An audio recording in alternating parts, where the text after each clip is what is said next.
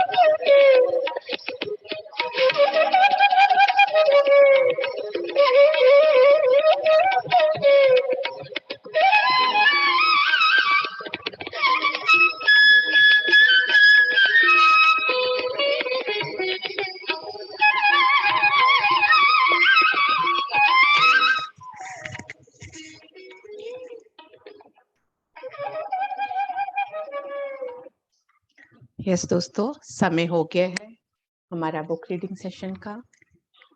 सभी का इस सेशन में हार्दिक अभिनंदन है दोस्तों। सभी को हमारा प्रणाम। सभी ध्यानियों को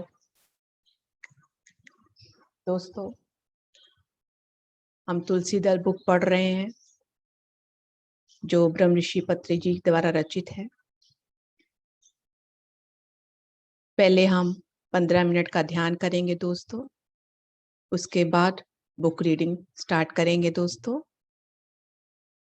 तो ध्यान के लिए सभी सुखासन में बैठ जाएं।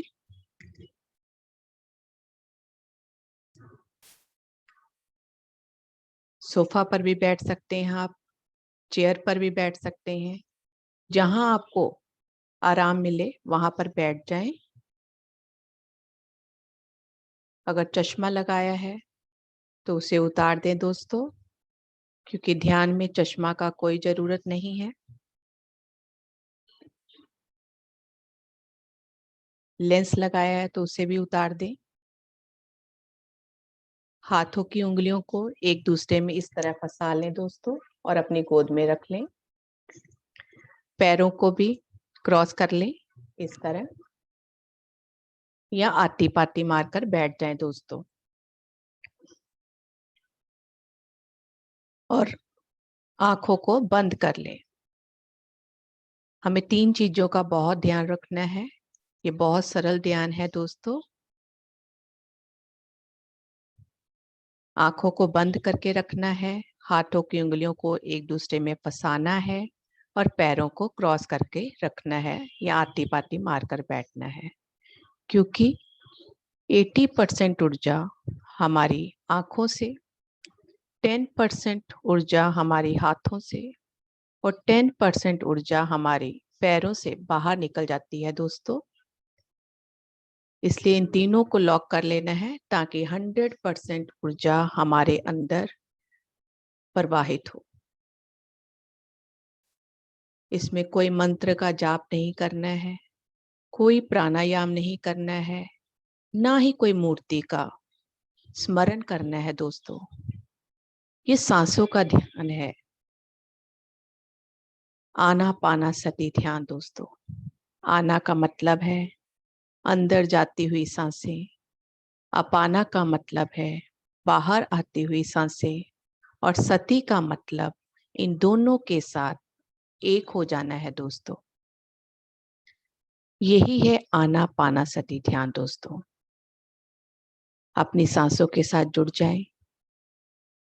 एक मधुर संगीत के साथ हम अपनी सांसों के साथ जुड़े रहेंगे। सांसें आ रही हैं, सांसें जा रही हैं, उनके साथ एक हो जाना है दोस्तों। ना कोई सोच, ना कोई विचार, सिर्फ और सिर्फ आप और आपकी सांसें दोस्तों।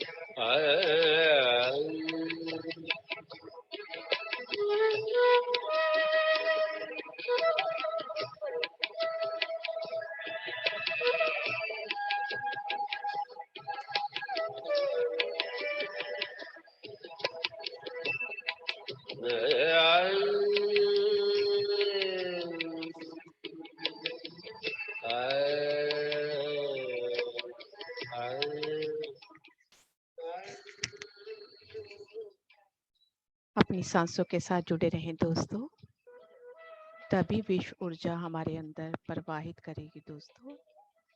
अपनी सांसों के साथ एक हो जाएं।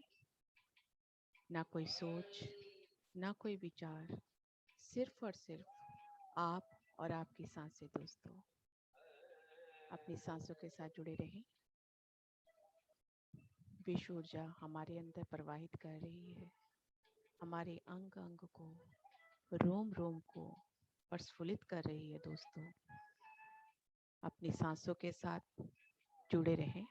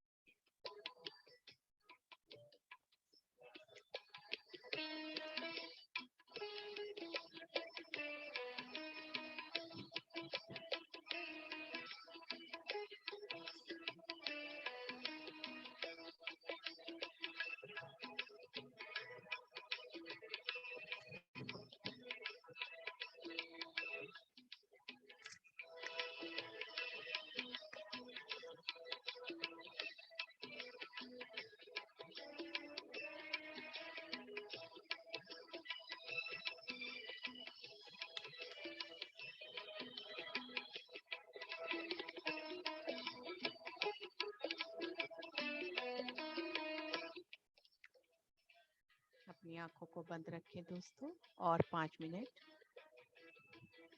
अपनी सांसों के साथ जुड़े रहें।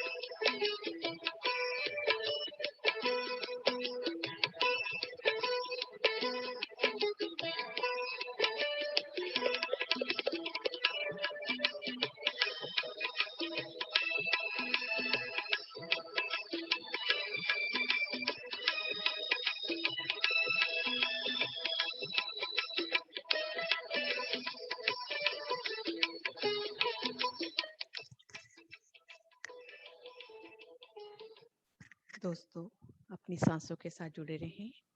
2 मिनट और मौन ध्यान करेंगे दोस्तों।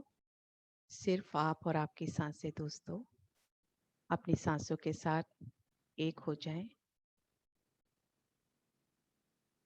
हम बिना म्यूजिक के ध्यान करेंगे दोस्तों। आंखों को बंद रखें। सांसें आ रही हैं, सांसें जा रही हैं, उनके साथ एक हो जाएं। कृपया इस समय का पूरा पूरा लाभ लें दोस्तों। ना कोई सोच, ना कोई विचार, सिर्फ आप और आपकी सांसें दोस्तों। सिर्फ आप और आपकी सांसें।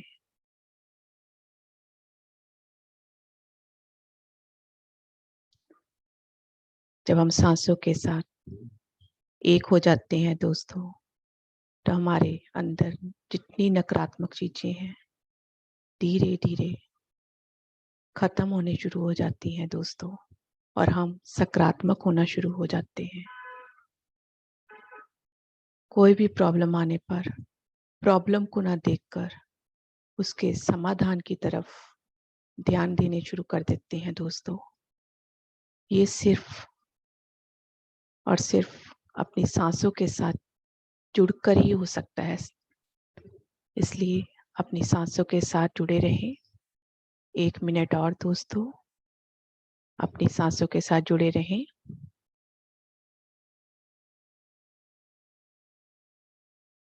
सांसें आ रही हैं, सांसें जा रही हैं, उनके साथ एक हो जाएं। 10, 9, 8, 7, 6, 5, 4, 3, 2, 1। धीरे धीरे अपने हाथों की उंगलियों को अलग करते हुए अपनी आंखों के ऊपर रख लें दोस्तों। 5, 4, 3, 2, 1। धीरे धीरे अपनी आंखों को खोलें और हाथों को देखते हुए सुंदर सी स्माइल पास करें दोस्तों। बहुत अच्छे से ध्यान किया सभी ने, और अपने लिए क्लैप करें दोस्तों। थैंक यू फ्रेंड्स, सभी ने बहुत अच्छे से ध्यान किया। हम रीडिंग सेशन के लिए पूरी तरह रेडी हो चुके हैं। हम लोग रीडिंग करेंगे। हमारी बुक चल रही है तुलसी दल, जो ब्रह्म ऋषि सुभाष पत्री जी द्वारा रचित है। हम 81 पेज पढ़ेंगे आज दोस्तों। अपनी अपनी बुक खोल लें और अपने कैमरा ऑन कर लें दोस्तों, क्योंकि एक दूसरे को देखकर हम अगर कुछ करते हैं तो हमें अच्छा लगता है ना। बुक पढ़ने वाले को भी अच्छा लगेगा और समझने वाले को भी अच्छा लगेगा, और आपकी शेयरिंग बहुत इंपॉर्टेंट है, उसमें शेयर जरूर करिएगा। यस फ्रेंड्स, अभी हम स्टार्ट कर रहे हैं 81 नंबर पेज। मूढ़ भक्ति। भक्ति 2 दशाओं में आती है, एक जीवात्मा की शाश्वत अवस्था में और दूसरे जीवात्मा के परिणाम क्रम की अंतिम अवस्था में। प्राथमिक विद्यार्थियों को मूढ़ भक्ति आवश्यक है। मूढ़ भक्ति का अर्थ है भगवान कहीं और हैं ऐसा समझ लेना। राम, अल्लाह, जीसस, इनकी पूजा करना, राम कोटि लिखना, व्रत आदि करना, पूजा, प्रार्थना, अभिषेक, अर्चना करना, विशेष तिथियों में मंदिरों की प्रदक्षिणा करना, तीर्थ यात्रा करना, ये सभी शाश्वत अवस्था के तमोगुण को मिटाने वाली प्रक्रियाएं हैं दोस्तों, लेकिन ये मुक्तिदायिनी नहीं है। शाश्वत अवस्था में मुक्ति की आवश्यकता भी नहीं है। तमोगुण प्रधान व्यक्तियों को ये सभी आवश्यक चाहिए। तमोगुण प्रधान अर्थात जिनकी बुद्धि का विकास अभी नहीं हुआ है, जो बुद्धिजीवी हैं अर्थात आध्यात्मिक रूप से शाश्वत अवस्था को जिन्होंने पार कर लिया है, यदि वे भी उपयुक्त क्रियाओं को करते रहते हैं तो उन्हें भक्ति रोगी कहते हैं, ना कि भक्ति योगी। तो मूढ़ भक्ति में हमें क्या बताया है? भक्ति की दो दिशाएं बताई गई हैं। एक तो शैशव अवस्था है और एक अंतिम अवस्था। शैशव अवस्था जीवात्मा की जब स्टार्ट होती है तो वो तमोगुण में होता है। तमोगुण में वो सोचता है कि भगवान कहाँ है, कहीं बाहर में है। कभी वो राम में समझता है, कभी अल्लाह में समझता है, कभी वो जीसस की पूजा करता है या पूजा करना शुरू कर देता है, प्रार्थनाएं करता है, कोई ना कोई अर्चना या कोई तिथि में किसी मंदिर की प्रदक्षिणा करना या तीर्थ यात्राएं करना, ये सब करना शुरू कर देता है। ये तमोगुण को मिटाने की प्रक्रियाएं हैं, जो हमारे अंदर अज्ञानता है उसको खत्म करने की क्रियाएं हैं। लेकिन ये मुक्तिदायिनी नहीं है, ये शाश्वत अवस्था है। तो शाश्वत अवस्था में मुक्ति की आवश्यकता भी नहीं है। तमोगुण में हम फंसे हुए हैं। तमोगुण में हम सोचते हैं कि बाहर जो हो, हम ढूंढ रहे हैं कि हमारा भगवान जो है बाहर में ही है कहीं, तो उसी ब्राह्य संसार में, बाहर के ब्रह्मांड में हम उन्हें ढूंढते रहते हैं। ये वह अवस्था है। और जो लास्ट अवस्था आती है हमारी, शैशव अवस्था के बाद यौवन अवस्था आती है, फिर वृद्धावस्था आती है। तो जो वृद्धावस्था है, जो अंतिम अवस्था है जीवात्मा की, उस समय वो ज्ञान से भर जाता है और उसको समझ आ जाती है मेरा और दूसरे में कोई अंतर है ही नहीं। उसमें मैं शब्द खत्म हो जाता है, मैं कुछ भी नहीं। वो सोचता है जो मैं हूं वही तो दूसरा है। ये भाव, एकत्व भाव आ जाता है, समता भाव आ जाता है उसमें। तो वो भक्ति का अंतिम चरण है। वो कैसे प्राप्त करें? वो ध्यान की सीढ़ी से ही प्राप्त किया जा सकता है दोस्तों। अगर वो ज्ञानी होकर फिर भी वो क्रियाएं करता रहता है जो शैशव अवस्था में वो करता था, जैसे पूजा करना, पाठ करना, अभिषेक करना, उसी में लगा रहता है, वो शैशव अवस्था में ही लगा रहता है, तो वो भक्ति रोगी है। पत्री जी बोलते वो भक्ति रोगी है, ना कि भक्ति योगी।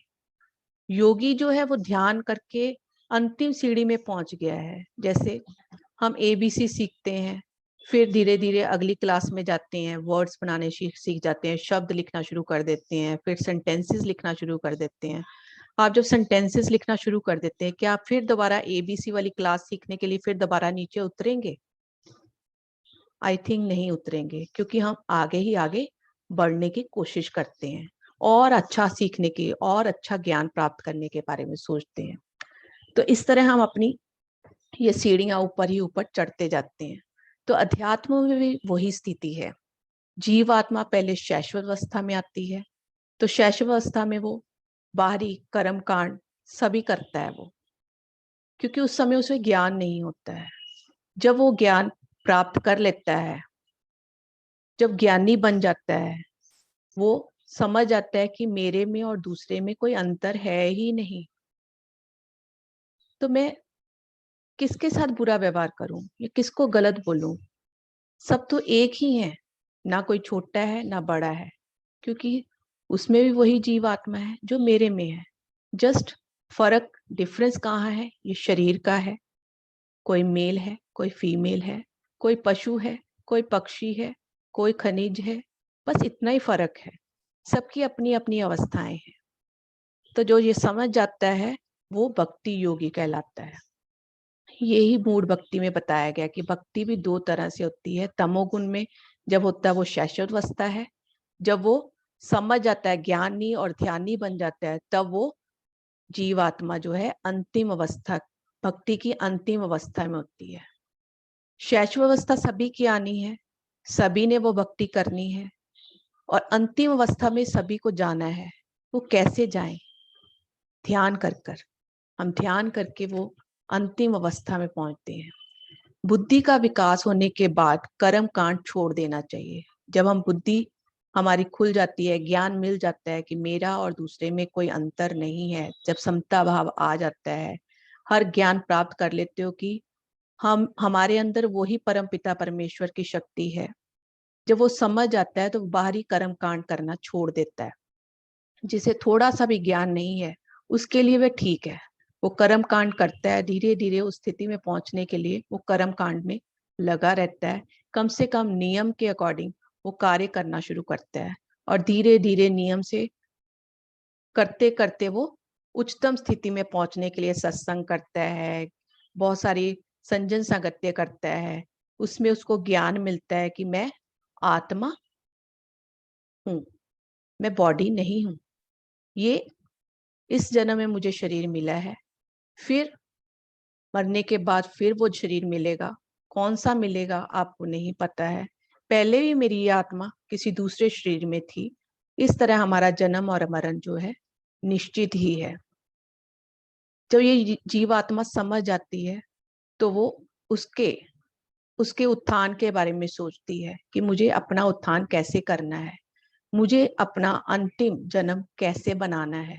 उसके लिए तमोगुण को पार करके, हमें रजोगुण को पार करके सतोगुण में जाकर फिर निर्गुणी बनना है। तो उसे कैसे पाएं, इसका तरीका हमें पत्री जी बताए हैं कि अपनी सांसों के साथ जुड़े रहें। जब आप सांसों के साथ जुड़ते हैं तो उस स्थिति को प्राप्त कर सकते हैं। आप संजन सागत्य करते हैं तो वो स्थिति को पाया जा सकता है। अगर आप बुक रीडिंग करते हैं, ज्ञान लेते हो, तो वो स्थिति को आप पा सकते हैं। अंतिम जो स्थिति है जीवात्मा की, भक्ति की, उस स्थिति को हम प्राप्त कर सकते हैं दोस्तों। तो किसी को इस पेज में कुछ पूछना है? थोड़ा सा ज्ञान प्राप्त होने के बाद उसको परखने और विकास करने के लिए ध्यान, ज्ञान योग ही शरण्य है। ध्यान योग व ज्ञान योग ही हमें सदो भक्ति की ओर ले जाते हैं। लास्ट में हमको यही बताया कि ध्यान योग और ज्ञान योग से ही हम सदो भक्ति की तरफ जाते हैं, जो एक्चुअल भक्ति है उसकी तरफ हम बढ़ते हैं, हमारा आध्यात्मिक विकास होता है उससे।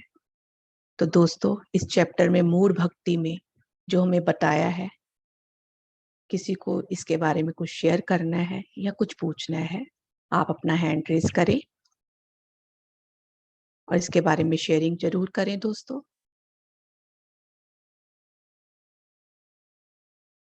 यस रेनू जी, अपने आप को अनम्यूट करें।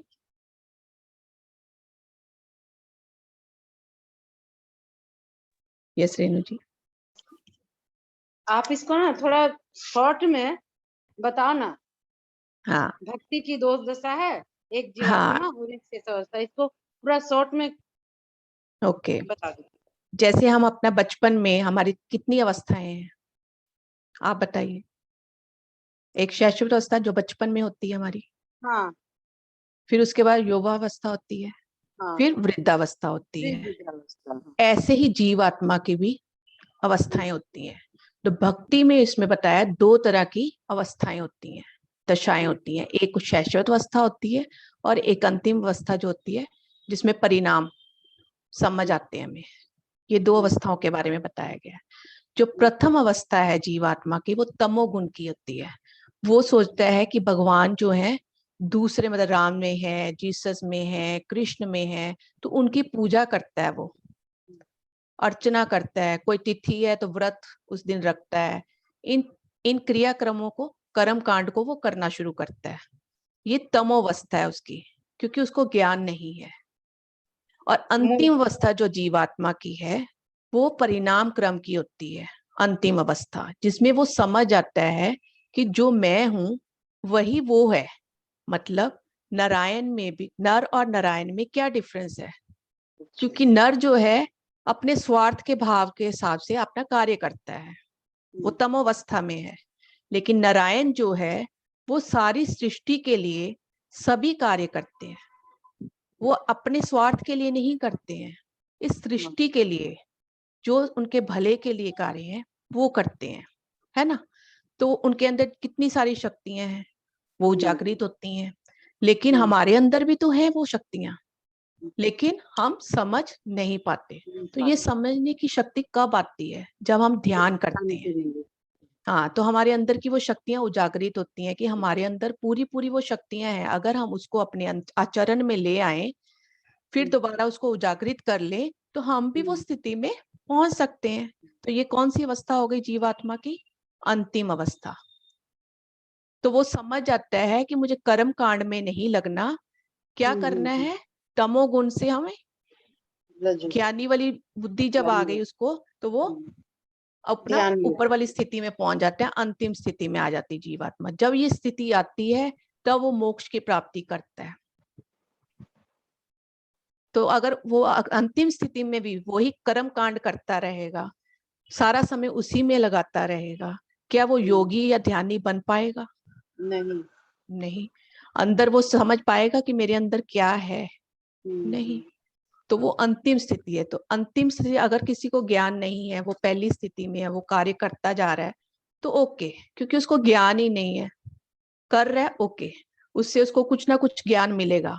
वो संजन सागत्य करेगा, कुछ बुक्स पढ़ेगा, कोई भगवत गीता की क्लास में जाएगा, वहां कुछ सुनेगा, तो कुछ सुनते सुनते सुनते सुनते उसको ज्ञान आना शुरू होगा। तो वो तमो अवस्था से ऊपर की अवस्था में आना शुरू होगा। तो धीरे धीरे धीरे वो अंतिम स्थिति में अपने आप आ जाएगा। तो ये शैशव अवस्था भी जरूरी है। फिर हाँ, अंतिम अवस्था पहुंचने के लिए वो ये आएगी सीढ़ी तभी पकड़नी वो होगी। आएगी। हाँ हाँ, यही है इसमें बताया मूड भक्ति में। ठीक, एकदम अच्छा से समझा। बहुत थैंक यू अच्छा। रेणु जी। थैंक यू आपको, तब बढ़िया से समझा दिए। सही। चलो नेक्स्ट पेज पढ़ते हैं फिर। यस, भक्ति योग। योग अर्थात कोई भी साधना।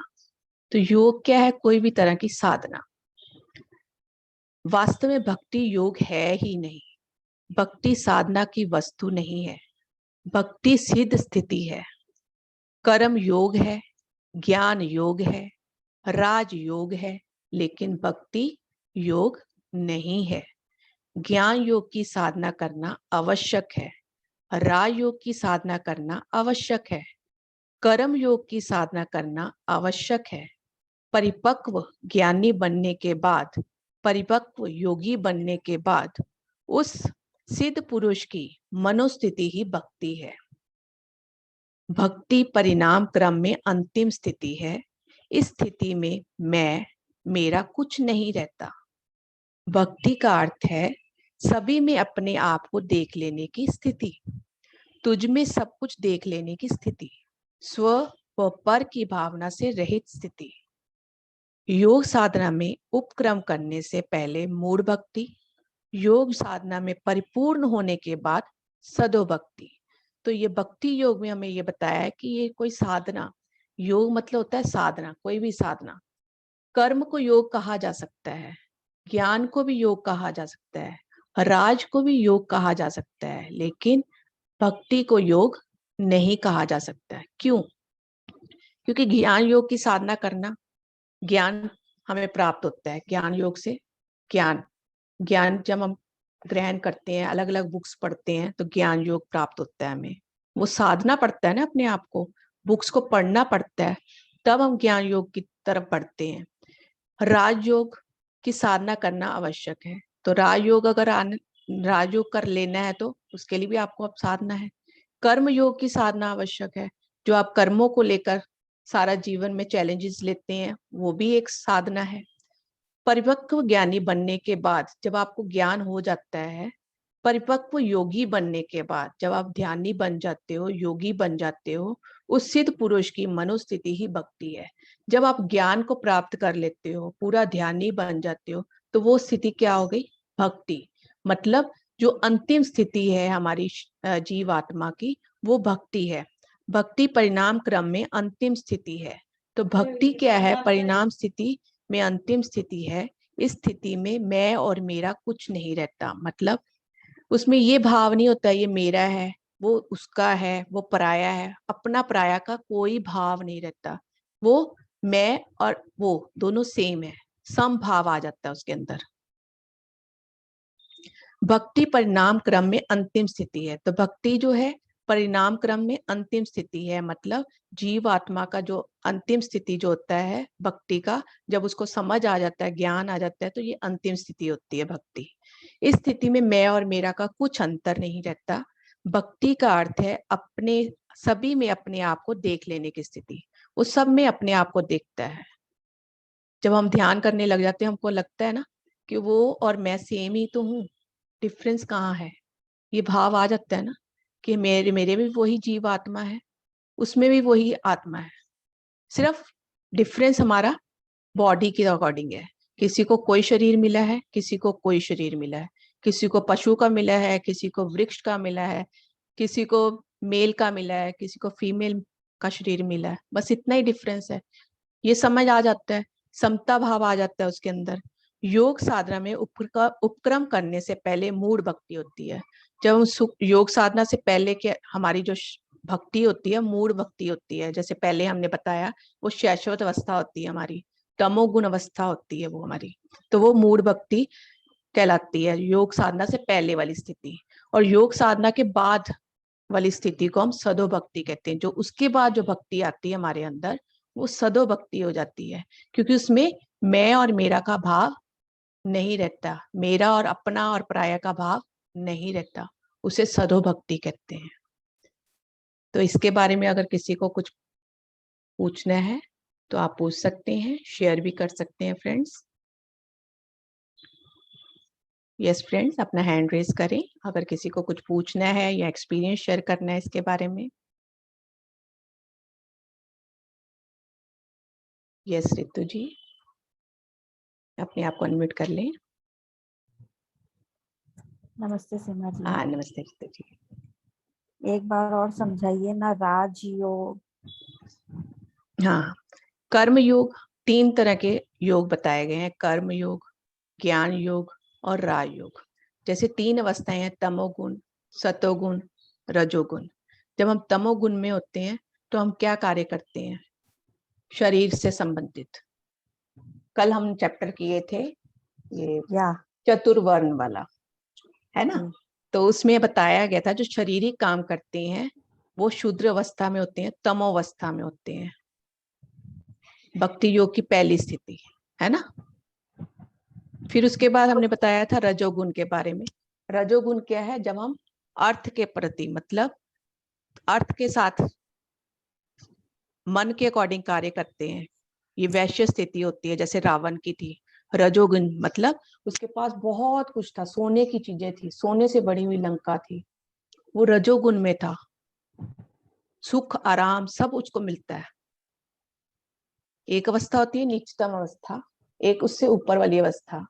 कुछ रिच होते हैं, एक रिचर होता है, एक रिचेस्ट होता है ना। तो रिचेस्ट अवस्था, बहुत उसके पास अर्थ की अवस्था, अर्थ बहुत है उसके पास, है ना। तो ये रजो अवस्था होती है उसकी। एक होती है सत्व, मतलब जो देवी देवताओं की स्थिति है, वो बुद्धि से कार्य करते हैं, उनको ज्ञान होता है, तो ये सत्वावस्था होती है, सत्व, है ना। ऐसे कर्म योग जो कर्म के अकॉर्डिंग कार्य करते हैं, कर्म योग जो ज्ञानी होते हैं वो ज्ञान योग को लेके चलते हैं, जैसे भविष्य था। और फिर राजयोग जिसको सब कुछ प्राप्त है, ठीक है। और भक्ति जो है योग नहीं गिनी जाती है। भक्ति को योग क्यों नहीं गिनते हैं? क्योंकि भक्ति जो है, हम ज्ञान प्राप्त करते करते करते तमो अवस्था से हम अंतिम अवस्था में जब जीवात्मा पहुंचती है, जैसे पिछले चैप्टर में बताया, जब अंतिम अवस्था में पहुंचती है तो वो समझ आती है मेरा और पराया कोई शब्द नहीं होता उसके अंदर, जो मैं हूं वही दूसरा है, समता भाव आ जाता है, सब में एक जैसी जीवात्मा उसको दिखाई देने लग जाती है, उसमें कोई डिफरेंस नहीं लगता, अपना और पराया कोई भाव नहीं रहता है। तब वो भक्ति की लास्ट अवस्था है। वो कैसे प्राप्त करें? योग के द्वारा। जब वो योग ध्यान करता है, योगी बन जाता है, तब वो स्थिति को प्राप्त करता है, तो वो सदो भक्ति गिनी जाती है। और जो पहली अवस्था है, जब हम पूजा अर्चना व्रत तपस्या ये सब करते हैं, तो वो मूढ़ भक्ति है, मतलब तमोगुण वाली भक्ति है, जिसमें हमें ज्ञान नहीं है, तो उसे मूढ़ भक्ति बोलते हैं। इस चैप्टर में यही बताया गया है। Okay, thank you. Thank you Ritu ji. Yes friend, किसी और को कुछ पूछना है तो पूछ सकते हैं। ओके, नेक्स्ट चैप्टर है वर्ण आश्रम धर्म। धर्म अर्थात कर्तव्य 2 चीजों पर निर्भर रहता है, वर्ण और आश्रम। वर्ण अर्थात रंग, अर्थात आभा मंडल, जीव कांति। जीव कांति मतलब जो ऑरा होता है, हर मनुष्य का एक ऑरा होता है। कोई मनुष्य आता है, कोई भी व्यक्ति आता है, तो हमें लगता है ना उसके साथ पॉजिटिविटी आ गई, बहुत अच्छी अच्छी बातें करता है, उसके तरफ हम आकर्षित होते हैं, है ना। और कुछ लोग आते हैं तो कुछ उनकी बातें सुन के हमको नेगेटिविटी सी लगती है, उनका ऑरा अच्छा नहीं लगता है हमको, है ना। तो ये जीव कांति है, ये मनुष्य के इर्द गिर्द सभी और स्थित कांति वलय है, जीव के आसपास वो ऑरा रहता है। ये अंश आत्मा का एक परिपक्व स्थायी गुण है। हर अंश आत्मा का एक ऑरा होता है, सभी के अंदर है, सभी का एक ऑरा होता है। आप खाना बनाते हो, वही खाना सेम दूसरा कोई बनाता है, दोनों के खाने में डिफरेंस आता है। कारण आपने भी वही सामान डाला, दूसरे ने भी वही सामान डाला, लेकिन फिर भी टेस्ट में अंतर आया। कारण वो ऑरा के कारण, उसका भाव कैसा था उस समय, वो डिपेंड करता है ना। दोनों ने सेम चीजें डाली, लेकिन उसके भाव के कारण उसका टेस्ट जो था, सब्जी का या कोई भी चीज बनाता है उसका टेस्ट अलग होता है। तो उस पर डिपेंड करता है। हर अंश आत्मा में एक ये स्थायी गुण है। हमारा कर्तव्य, हमारा धर्म, हमारी आत्मा एक ज्ञान अज्ञान की स्थिति पर निर्भर रहता है। तो हमारा जितना कर्तव्य है, हमारा धर्म क्या है, हमारी आत्मा के किस चीज पर निर्भर करता है कि हम कितना ज्ञान प्राप्त किए, कितने हम अज्ञानी हैं, कितनी हम तमोअवस्था में हैं, और कितना हमने ज्ञान प्राप्त किया। इस पे डिपेंड करता है कि हमने धर्म को क्या समझा, कर्तव्यों को क्या समझा। क्योंकि हर जीवात्मा की अपनी अपनी सीढ़ी है समझने की। अगर मेरे हिसाब से वो चीज ठीक है, जरूरी नहीं दूसरे के हिसाब से वो चीज ठीक होगा। दोनों का अपना अपना विचार हो सकता है, क्योंकि हम दोनों अलग अलग सीढ़ी में हैं। है दोनों ही अपनी जगह में ठीक। कोई किस सीढ़ी में है, कोई तमो अवस्था में है, कोई रजो अवस्था में है, कोई सत्व अवस्था में है, कोई निर्गुण अवस्था में है। तो वो उसके अकॉर्डिंग अपना आंसर देता है। तो सभी अपनी अपनी जगह ठीक है, क्योंकि सभी के अपने अपने गुण हैं। उस हिसाब से वो डिसीजन लेता है कि मेरा कर्तव्य क्या है, मेरा धर्म क्या है। आश्रम अर्थात निलय, देह ही हमारा निलय है। हमें कब क्या करना चाहिए, ये केवल आत्म स्थिति पर ही नहीं, देह और व्यय स्थिति पर भी निर्भर करता है कि हमें क्या करना चाहिए, क्या नहीं करना चाहिए। ये हमें आत्मा की स्थिति बताती है।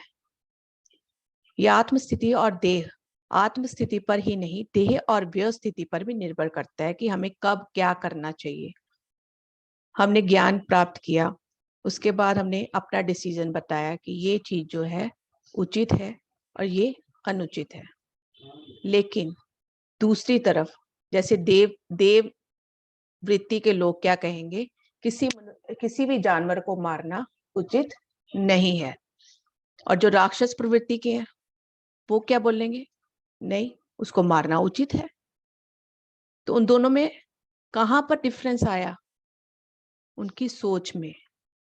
क्योंकि वो उनका वो स्थिति है, इसलिए उनका वो सोच है।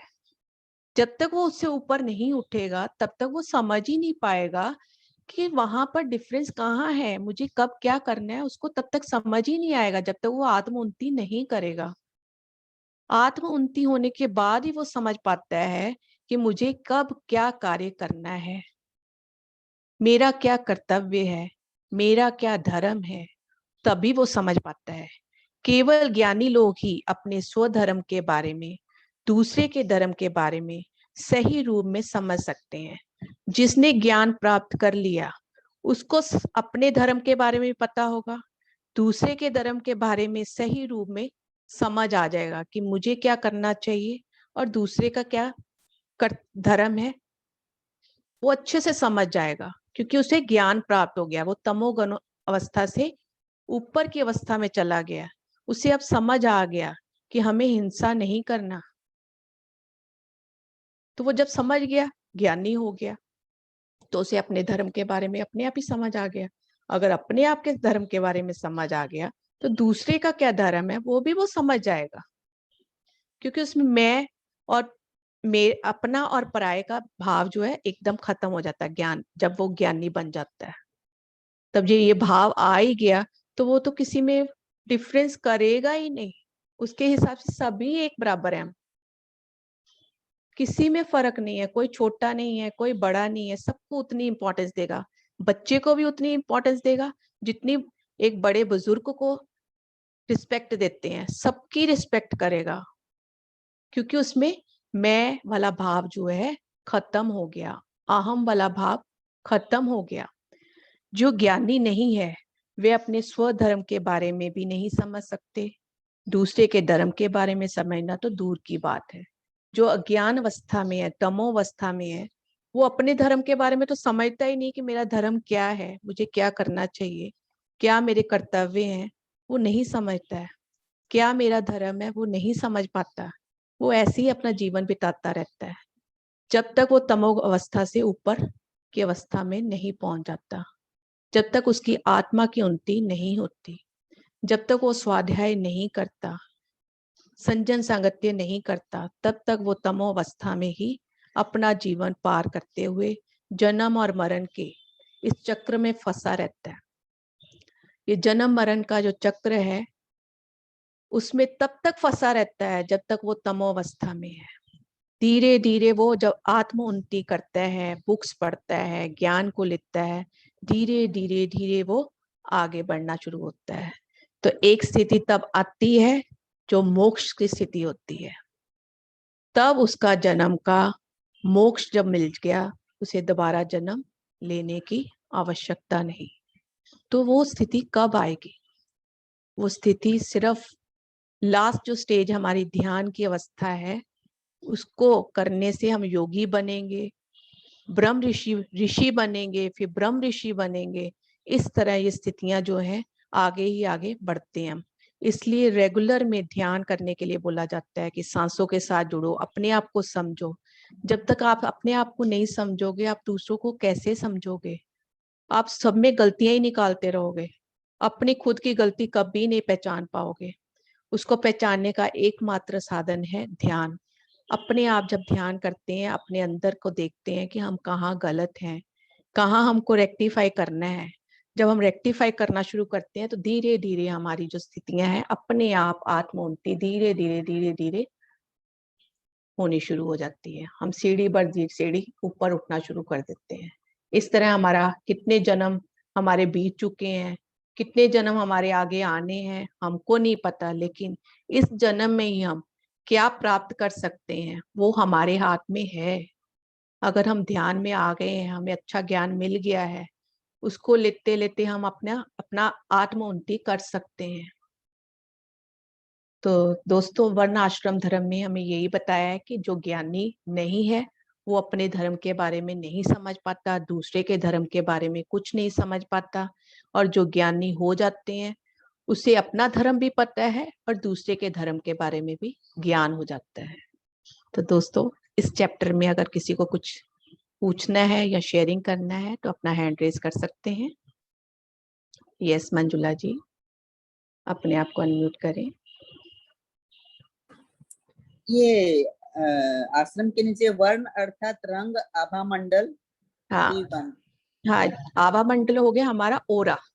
ऑरा होता है ना हर मनुष्य का, मैंने बताया जैसे हर इंसान का अपना ऑरा होता है।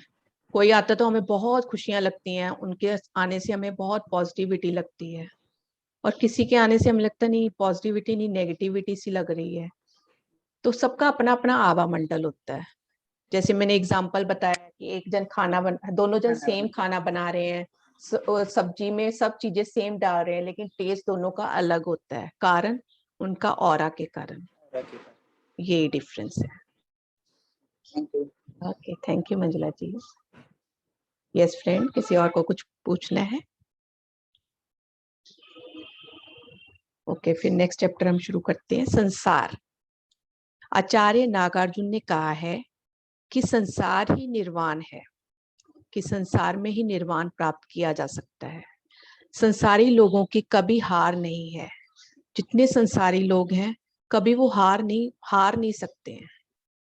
सन्यासी लोगों की कभी जीत नहीं है। क्यों? क्योंकि संसारी लोग जो है गृहस्थ आश्रम में ही रहकर चैलेंजेस को लेकर आगे बढ़ते हैं, और हर चैलेंज को वो स्वीकार करते हैं। हमारी जैसी भी स्थिति होगी, हम उस स्थिति में कैसे अपने आप को निकाल कर बाहर ले जाते हैं वो सभी जानते हैं, क्योंकि यहाँ सभी गृहस्थी बैठे हैं। अगर आपका कार्य कोई बिजनेस में कोई लॉस हो गया है, या आपका कोई भी कार्य कहीं कोई भी बाधक अवस्था आ गई है तो आप उसमें से निकलने की स्थिति अपने आप ढूंढ लेते हैं। तो हमेशा आप हारते नहीं हो, जीतने की स्थिति में पहुंचते हो, क्योंकि आपको पता है कि उस स्थिति से हमको कैसे निकलना है। तो ये संसारी है, वो हमेशा जीतता है, वो हारता नहीं है कभी। लेकिन सन्यासी जो है दूसरे के ऊपर डिपेंड होता है। संसारी जो लोग हैं वो उसके ऊपर डिपेंड होता है। जब सन्यासी, क्यों? खाना पीना है, उसको सब कुछ देना पड़ता है ना। वो कौन देता है? संसारी ही देता है। सन्यासी हमको ज्ञान दे सकता है कि ये करना चाहिए, ये उचित है, ये अनुचित है। इसके बारे में हमें ज्ञान देते हैं सन्यासी।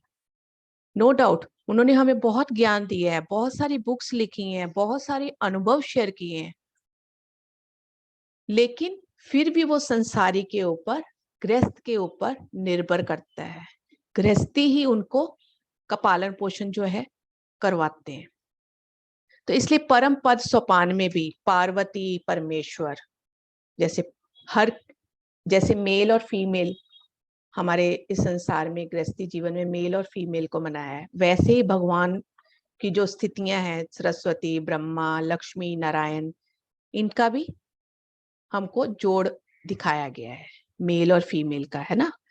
शिव और पार्वती ऐसे बताते हैं ना, लक्ष्मी और नारायण, गणेश, लक्ष्मी, ऐसे दो जन का मेल दिखाया गया है। तो श्रेष्ठता के बारे में जोड़ देकर कहा गया है। तो इन दोनों को जोड़ा क्यों गया है? श्रेष्ठता के बारे में। अगर दो मिलकर कार्य करते हैं तो श्रेष्ठतम स्थिति में पहुंच जाते हैं। जैसे हमने आत्मा की यात्रा बुक में भी पढ़ा था कि जितने पक्षी हैं वो समूह कॉन्शियस में रहते हैं, है ना। एक पक्षी को कुछ होता है तो सभी पक्षी इकट्ठे हो जाते हैं, उनका कॉन्शियस सामूहिक होता है। और जब हम मनुष्य स्थिति में आते हैं तो उसमें कॉन्शियस मेल और फीमेल, दो आत्माओं का मेल जो होता है उस पे डिपेंड करता है। जैसे पति और पत्नी दोनों जुड़े तो पत्नी के जितने अनुभव हैं उसको, उसके पास जो गुण है उसको लेने के लिए, उसको सीखने के लिए आया है। और पत्नी जो है, पति के अंदर जितने गुण हैं वो सीखने के लिए आई है। अगर दोनों वो चीजें सीख लेते हैं तो वो पूर्ण अवस्था में पहुंच जाते हैं। ठीक है, तो ये इसमें श्रेष्ठता के बारे में ही बताया गया कि मतलब संसारी जो है कभी हारता नहीं है, हमेशा जीतता है। वो मिलकर ठीक अपना रास्ता ढूंढ लेता है। संसार से कभी भी पलायन नहीं करना चाहिए। हमें संसार से कभी भी, संसार को छोड़कर नहीं जाना चाहिए। ये सोचे नहीं हम चले हिमालय में, भाई हमको तो ध्यान ही सिर्फ करना है, अब हमको इस घर संसार नहीं देखना है। लेकिन पत्री जी ने बताया कि हमें हमेशा मध्य मार्ग में रहना है।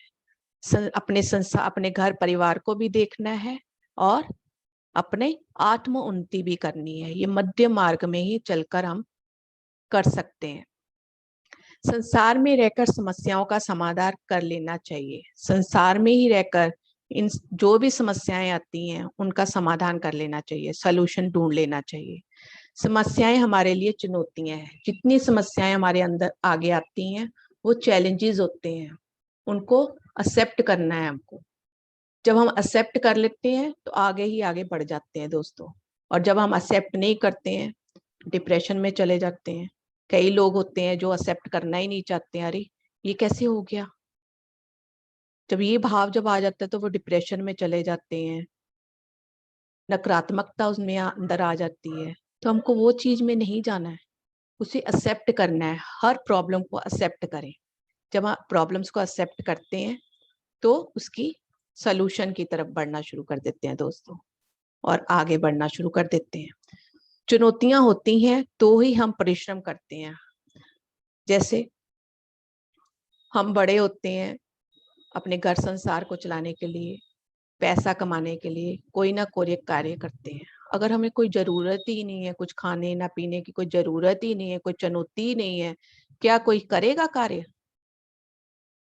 करने की इच्छा ही नहीं होगी, कहेगा सब कुछ तो है, क्या है, पशु पक्षियों की तरह जीवन जी लेंगे हम। वो चुनौतियों को एक्सेप्ट ही नहीं करता, परिश्रम ही नहीं करता, आलस्य से भर जाता है। परिश्रम करने से ही हमारी प्रगति है। जब हम मेहनत करते हैं तभी आगे बढ़ते हैं दोस्तों, अन्यथा हमारी अधोगति है, नहीं तो हम नीचे वाली स्थिति में पहुंच जाते हैं। अगर हम परिश्रम नहीं करते हैं तो हम नीचे वाली स्थितियों में पहुंच जाते हैं। अगर आपको कोई बुक पढ़ना है तो आपको परिश्रम तो करना ही पड़ेगा। बुक पढ़कर ज्ञान लेना है तो आप परिश्रम नहीं करेंगे तो आप कैसे आगे बढ़ेंगे? अगर आप बुक पढ़े तो आप आगे बढ़े, अगर बुक पढ़े ही नहीं, कोई ज्ञान लिया ही नहीं, सिर्फ खाए पिए सोए, तो उससे क्या हुआ? अधोगति, मतलब नीचतम स्थिति में चले गए। क्योंकि सिर्फ पशु पक्षियों का जैसे जीवन है वैसा ही जीवन बिताते हुए अपना जीवन बिताते हुए अगले जीवन में पहुंच गए।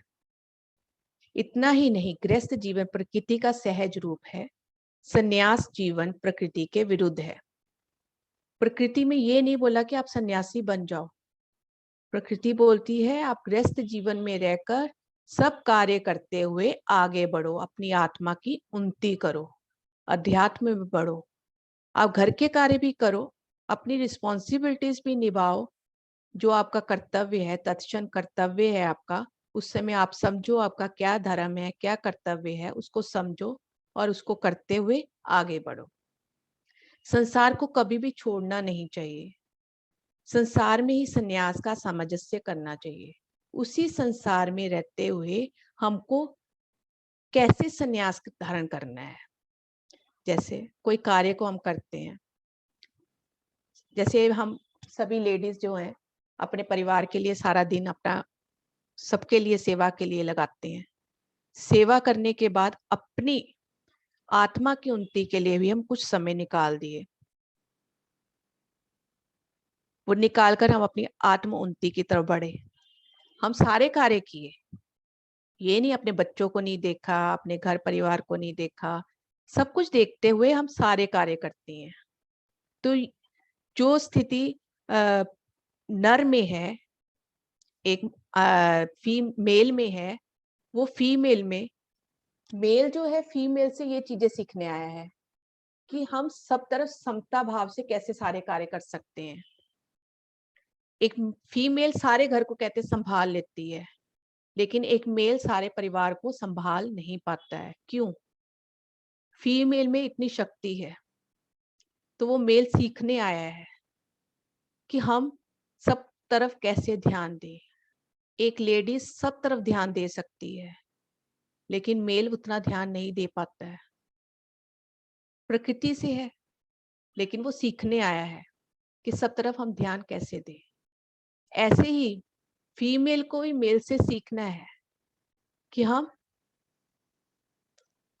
किसी की भी सेवा करते हैं, निष्पक्ष सेवा कैसे करें, वो सीखने आए हम लोग। लेडीज में होता है ना, अरे उसकी क्यों हम करेंगे, पैसा क्यों देंगे उसको। लेडीज बोल देती है ना कई बार, हस्बैंड बोलेगा दे दो उसको जरूरत है, लेकिन लेडीज बोलेगी अरे अरे क्यों दे रहे हो, अभी नहीं देना, उसका कोई काम थोड़ी था, उसने कोई किया। आती है लेडीज में, ये भावना आती है। ये भाव से उच्चतम स्थिति में वो होते हैं मेल लोग, उनमें ये भाव नहीं होता है मेरा तेरा वाला। तो ये भाव हमको उनसे सीखना है, ये भाव कैसे आए। तो संसार में ये मेल और फीमेल जो श्रेष्ठतम स्थिति बताएगी, संसार में रहकर ही हम प्राप्त कर सकते हैं दोस्तों। तो संसार में हमें संन्यास नहीं लेना है, हमें संसार में रहकर ही सब प्रॉब्लम्स को देखते हुए उसका सलूशन ढूंढना है दोस्तों। तो दोस्तों, किसी को कुछ शेयर करना है इस चैप्टर के बारे में, संसार के बारे में, तो आप हैंड रेज कर सकते हैं। पुष्पा जी अपने आप को अनम्यूट कर लें। यस पुष्पा जी। आवाज आ रही है? हाँ हाँ आ रही पुष्पा जी। हाँ, हम ये पूछना चाहते हैं कि अंतिम अवस्था पहुंचने के लिए खाली ये ध्यान है, पहले ज्ञान योग, आध्यात्मिक, ये सब मैंने मतलब सात संगत में जाकर समझा है। जैसे आपने कहा हर एक के अंदर वही आत्मा है, जो मैं हूँ वो सामने वाला भी है तो उसमें, और मैं मेरी की भावना, तो ये जो उठती रहती है, इसको शांत करने का मार्ग सिर्फ ध्यान ही है। यस ये हमें हाँ लगता है। यस, इसको शांत करने का मार्ग ऐसा महसूस हो रहा है कि ध्यान के अलावा कोई रास्ता नहीं। हाँ, ध्यान से एक्चुअली हम समझ जाते हैं ना कि अहम ब्रह्मस्मि, कि मैं हाँ, ही ब्रह्म हूँ। हाँ अहम ब्रह्मस्मि हाँ, तत्त्वमसि, सामने वाला भी वही ब्रह्म वो है, ही है, जो मैं हूँ वही सामने वही वाला है। सामने। ये सत्य को जब हाँ, जान गया तो ये मैं हाँ, और पराया, मेरा और पराया का भाव तो अपने आप ही खत्म हो गया ना। लेकिन ये भी खत्म एकदम नहीं होता है।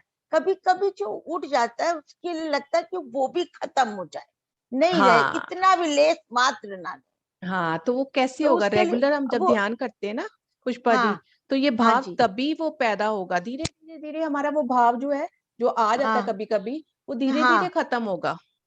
हाँ, लेकिन क्योंकि हमें बहुत अच्छा लगता है आप लोग के सबका मास्टर लोग का 18 मास्टर का हमने सुना, मौन का भी सुना। तो मैं प्रैक्टिस करती हूँ घंटे 2 घंटे, चुप रह के अपने रूम में बैठती हूँ। और भगवान की पूजा पाठ से मेरा सत्संग ज्ञानी से छूट गया। जैसे आपने बताया ना, तमोगुण यस, की भक्ति है कि हाँ, एक में ही देख रहे हैं, मतलब जो ये हम ही खरीद के लाए मूर्ति और हम ही उसको हाथ जोड़ के मांगने लग गए। तो ये तो मेरे को समझ में आ गया कि ये नहीं करना है। बाहर में हाँ, नहीं, हमारे अंदर परमात्मा बैठा है, यस। वो आत्मा है।